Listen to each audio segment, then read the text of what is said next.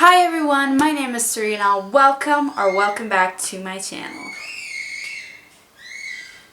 I have finally finished my exams, so I am free at the moment and I'm going to read as much I can and, catch up and film videos. For today's video, we're going to do a popular one, which is the mid-year book freakout tag. And this is something the majority of booktubers do every year. Halfway through the year.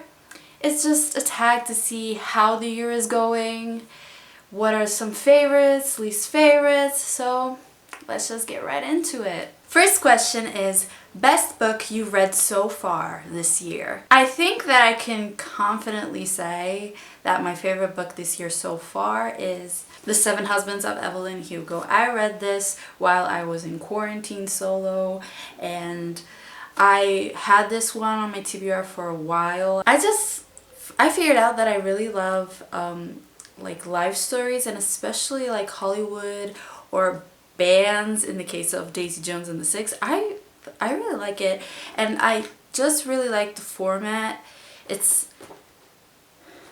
is an interview, and it's about Evelyn Hugo, who was a famous actress in the 50s, 60s, and she is basically explaining her life to this interviewer, and she especially talks about the 7 husbands that she had, and I just really enjoy this one. Best sequel you read so far.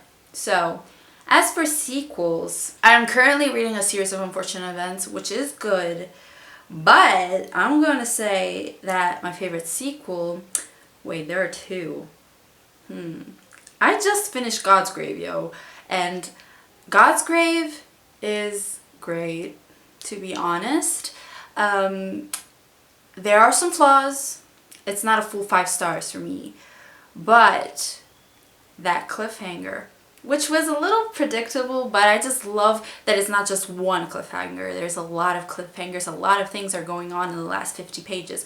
And it was very enjoyable. So it is either God's Grave by Jay Kristoff or The Night of the Dragon by Julie Kagawa.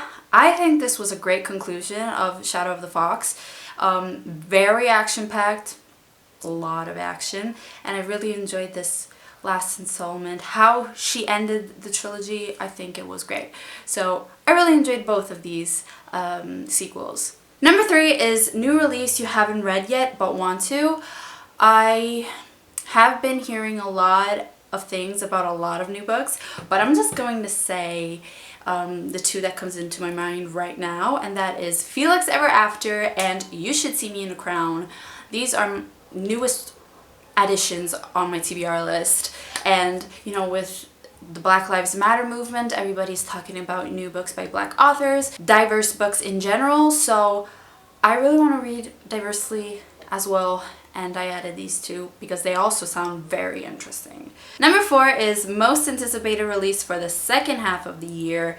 I am not great at keeping up with new releases. I do not actively search for them. I don't know why. Maybe I do not, have time, but now I do, so maybe I should research.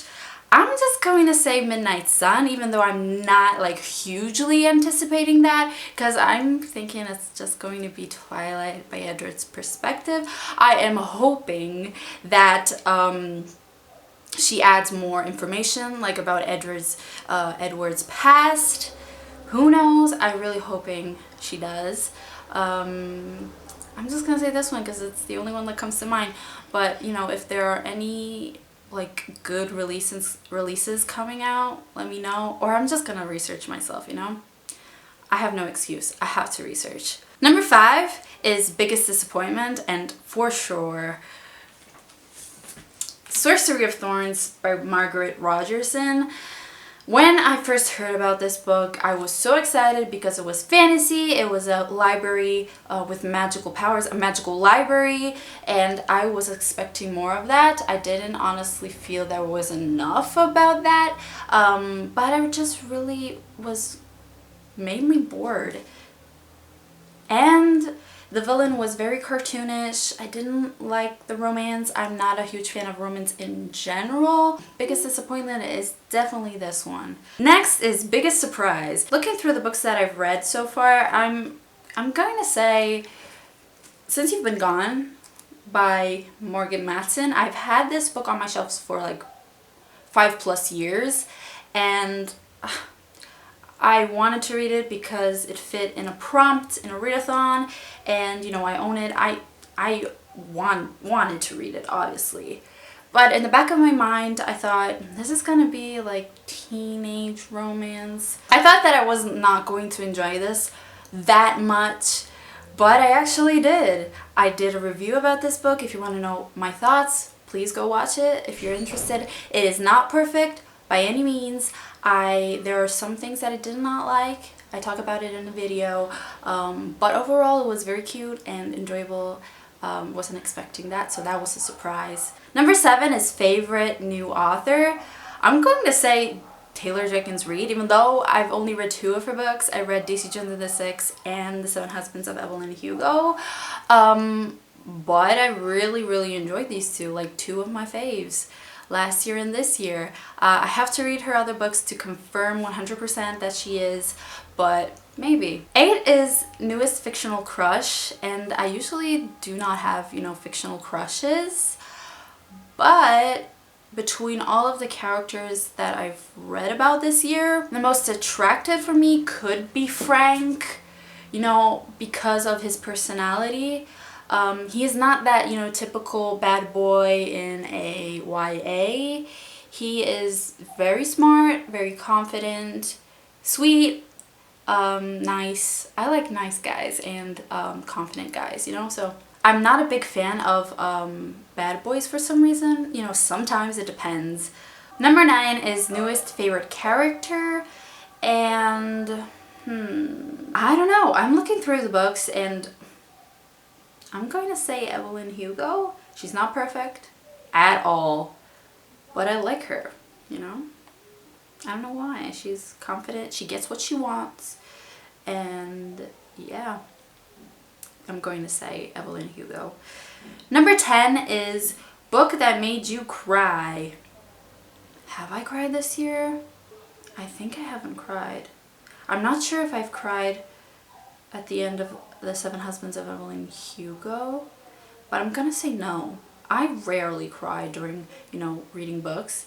I mostly cry watching movies and TV shows, but I'm gonna say no. I'm not sure. I don't remember. Number 11 is book that made you happy.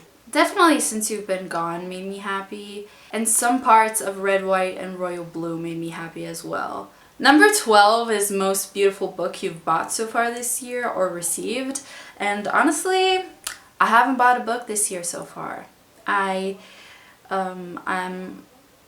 that's a lie. The only book that I added to my physical TBR this year is The Turn of the Key. Not the best cover ever, but, you know, orange. I don't have enough orange books, so yeah. 13 is what books do you need to read by the end of the year? And that question, I could be answering this question, you know, for the rest of the day, because there are a lot of books that I need to read. I'm gonna show you the list here. I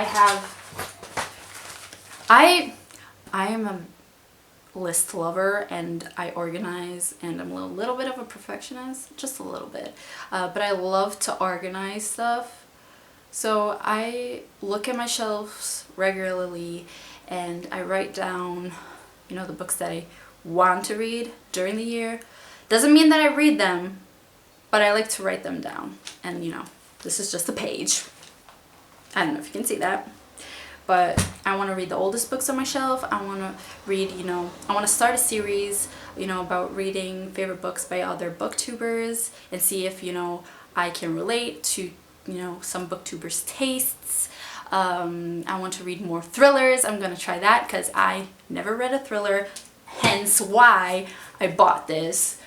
But yeah, I have some things planned hopefully I get to them soon. I hope you enjoyed this video. This is how my year is going. So far I haven't read a lot, I have to be honest, because it's been a very crazy year. Finally I'm hopefully done. I'm still waiting for some results, but hopefully I'm officially done with university and I can catch up on the books that I need to read. And yeah, I hope you enjoyed this video. How is your year going? Your reading year or year in general? Let me know down below. How many books have you read this year so far? Let me know that. And I'll talk to you in my next video. Bye!